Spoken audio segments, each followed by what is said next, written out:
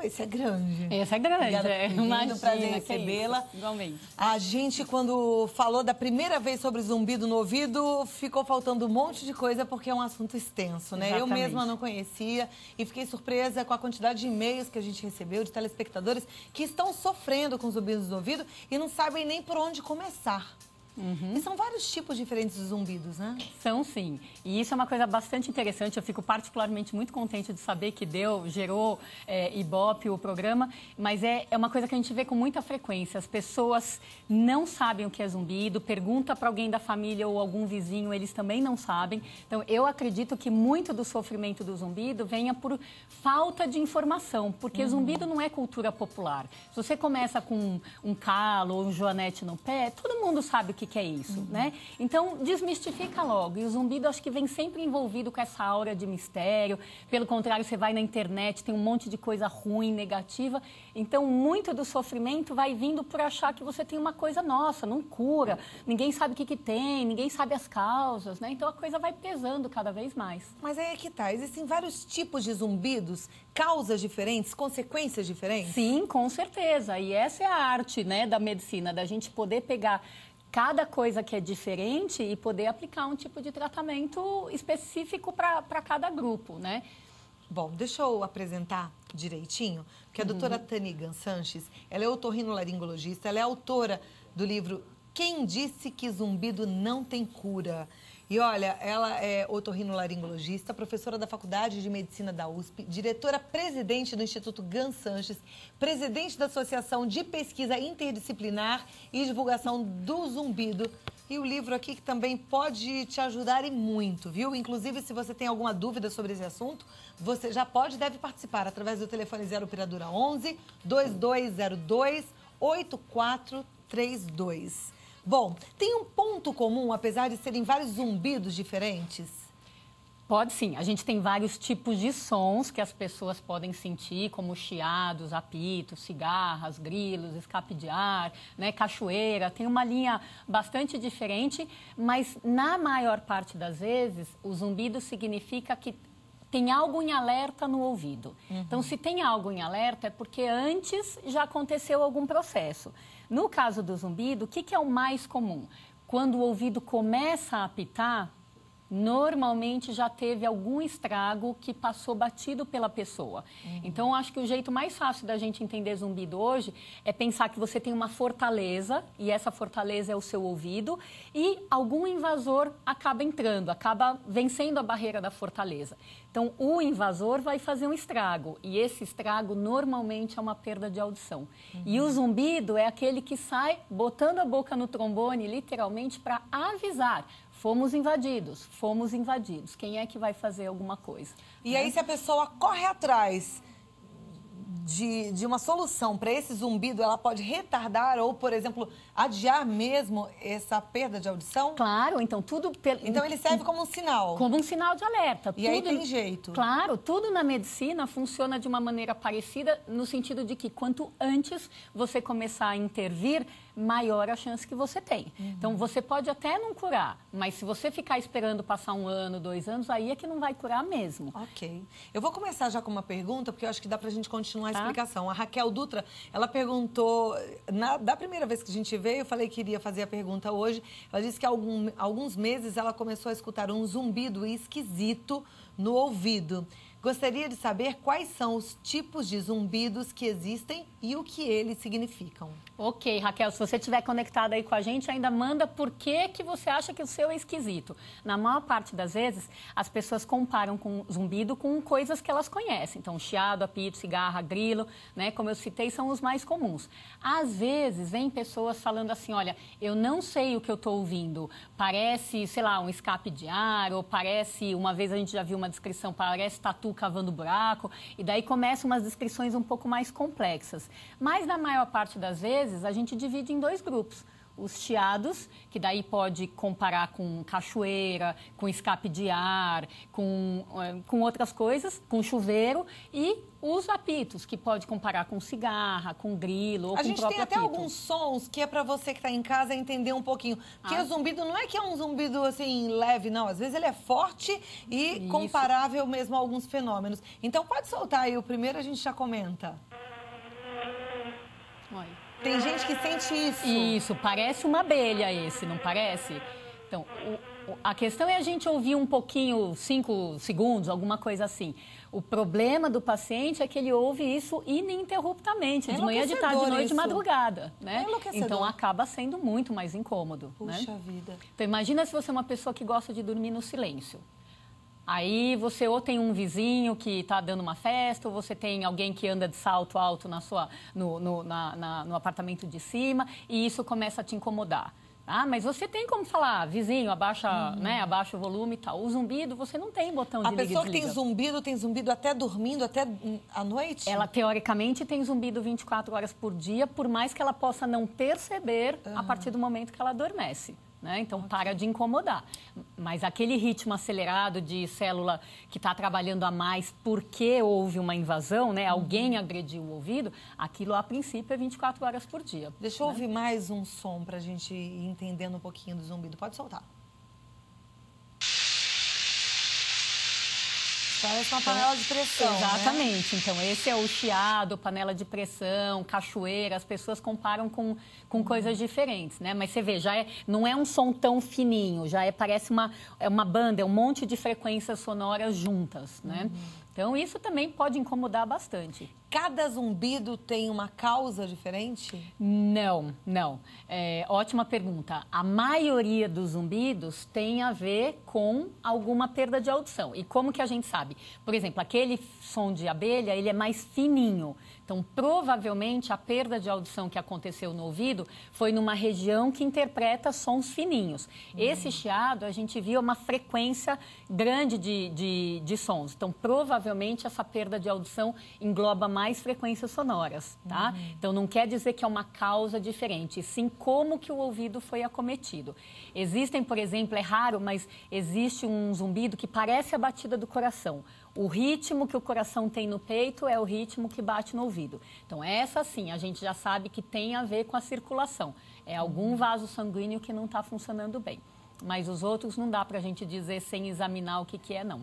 Tá, então, na maioria das vezes, ligado a problema auditivo. Mas tem zumbido que pode estar ligado a uma outra doença e aí seria importante passar até com outro especialista. Perfeito. Então, tem zumbidos que, apesar da pessoa sentir direitinho lá dentro do ouvido, a causa está em algum vizinho. Então, o vizinho da frente, que é esse sistema da mastigação, pode ter um problema aqui na articulação mesmo, ou na musculatura, que é aquela que a gente aperta na hora de mastigar. Pode ter a ver com o vizinho de baixo, que é o pescoço, né, a coluna cervical. Pode ter a ver com 2 vizinhos em cima, então o cérebro mesmo, a parte física, neurológica, ou a mente, que é um vizinho que com frequência está comprometido. E o vizinho mais longe, mas também muito importante, é o sistema digestivo. Então, por exemplo, o abuso de doces, de chocolate, de um modo geral, de coisas com cafeína, jejum prolongado, então gente que não toma café da manhã ou que vai almoçar às 3 da tarde. Então, todas essas coisas digestivas também podem dar um jeitinho de afetar o ouvido. Mas afeta a audição ou só faz o chiado? Pode fazer só o zumbido ou dar tontura também, né? Mas pode nem mexer na audição. Ok. A Cristiane Lamazares, para a gente completar entendendo toda a história do zumbido, ela pergunta se o zumbido no ouvido tem alguma relação com o envelhecimento. Obrigada pela pergunta. Ela está pedindo para mandar um beijinho para a filha Stephanie. Beijo para você e para a Stephanie, Cris. Tem alguma relação com o envelhecimento? Pode ter sim, porque o envelhecimento é uma das causas de perda de audição. E aqui até é importante a gente fazer um parênteses, porque as pessoas acham que estão ficando doentes, né, quando envelhecem. E envelhecimento é um processo natural. A gente fala que a ideia é quando o processo da passagem do tempo, sem nenhuma doença adicional, está se completando. Ok, tem muitas perguntas já chegando, vou fazer mais uma e aí daqui a pouquinho a gente vai para o intervalo. Lídia Ferreira, de São José do Rio Preto, diz que tem zumbido no ouvido desde que teve uma isquemia, há mais ou menos 5 anos. Já tive em diversos otorrinos, mas não consegui resolver meu problema, diz ela. Isso me cansa, não para, todo dia e toda noite. Gostaria de ter uma ideia do que fazer. Perfeito. Então, ouvindo o termo isquemia, eu penso em duas possibilidades. Ou você pode ter tido uma isquemia cerebral, que é o AVC, ou um médico pode ter te falado de uma isquemia no ouvido, tá? Então, a isquemia, ela obrigatoriamente dá perda de audição. O que é? É falta de circulação. O ouvido só tem um vasinho que leva sangue para ele. Imagina esse único para de funcionar. Então, obrigatoriamente, das 15 mil células que a gente tem, algumas vão parar de funcionar. E daí as outras passam a trabalhar num ritmo mais acelerado, gerando zumbido. Então, o mecanismo é parecido de todas essas perguntas, só está mudando a causa da perda de audição. A Lili Lima, ela diz, o meu barulho se aproxima com o som do coração. Chomp, chomp, ininterrupto. Aparece quando estou mais fraca. E ela pergunta se teria alguma relação com a taxa de açúcar. Lili, normalmente esse zumbido que pulsa como o coração, que a gente até acabou sem querer falando um pouquinho antes, que acontece? Você precisa ver algum problema em algum vaso sanguíneo na vizinhança aqui do ouvido. Como você mencionou alguma coisa de fraqueza, eu vou te dizer que uma causa comum disso é a anemia. Tá? Então, vê se você não está comendo pouco ou sangrando muito por menstruação, ou tendo algum outro tipo de perda que justifica. O zumbido é comum por problema com açúcar, mas normalmente não costuma ser essa pulsação. Então, tenta ver as duas coisas, tá bom? E às vezes come muito, mas também não come certinho. Exatamente. Né? Não está lá fazendo a ingestão correta do que precisa para combater essa anemia. É bom dar uma pesquisada mesmo. A Dilza Ferreira da Silva Pereira, de São Paulo, disse que já fez vários tratamentos para o zumbido, inclusive até lavagem, teste do barulho, e os médicos falam que ela não tem nada. Mas ela fala que sente um zumbido no ouvido e os médicos dizem que é normal e que não tem cura. Ela pergunta se isso é verdade. Então a gente está batendo num problema importante aí com a nossa profissão. Na verdade, o que eu acredito que tenha acontecido? Você tem o zumbido, sem dúvida alguma, e a audiometria, que é esse teste que você está mencionando que fez, ela deve ter dado um resultado normal. Então o otorrino vai lá, olha o resultado, fala que está normal. Daí, isso é uma parte do problema. Daí a falar que ela não tem nada é um problema, porque ela não tem nada que tenha sido captada na audiometria. Então, esse é um detalhe que faz toda a diferença. Se você tem zumbido, a audiometria não mostra o caminho, você tem que procurar outros caminhos de exames que mostrem alguma alteração. Exame de sangue, tomografia, ressonância. Então, a investigação tem que ser mais ampla um pouquinho. Zumbido tem cura?